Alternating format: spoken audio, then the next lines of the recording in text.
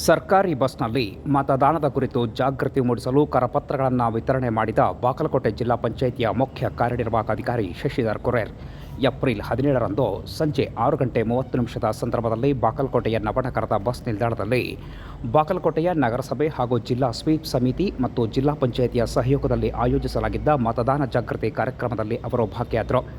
ನಗರದ ಬಸ್ ನಿಲ್ದಾಣದಲ್ಲಿ ಬಸ್ಸಿನಲ್ಲಿರುವ ಪ್ರಯಾಣಿಕರನ್ನು ಭೇಟಿಯಾಗಿ ಪ್ರಯಾಣಿಕರಿಗೆ ಕರಪತ್ರಗಳನ್ನು ವಿತರಣೆ ಮಾಡುವುದರ ಮೂಲಕ ಬರುವ ಮೇ 7ರಂದು ನಡೆಯಲಿರುವ ಲೋಕಸಭಾ ಚುನಾವಣೆಯ ಮತದಾನದ ದಿನಾಂಕದಂದು ಮತದಾನವನ್ನು ಕಡ್ಡಾಯವಾಗಿ ಮಾಡುವಂತೆ ಮನವಿಯನ್ನು ಮಾಡಿದರು.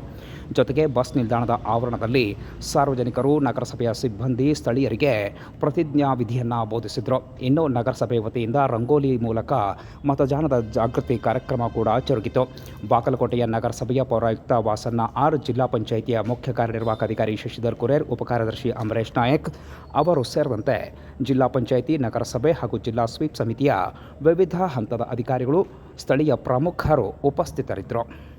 ಸಾರ್ವಜನಿಕರು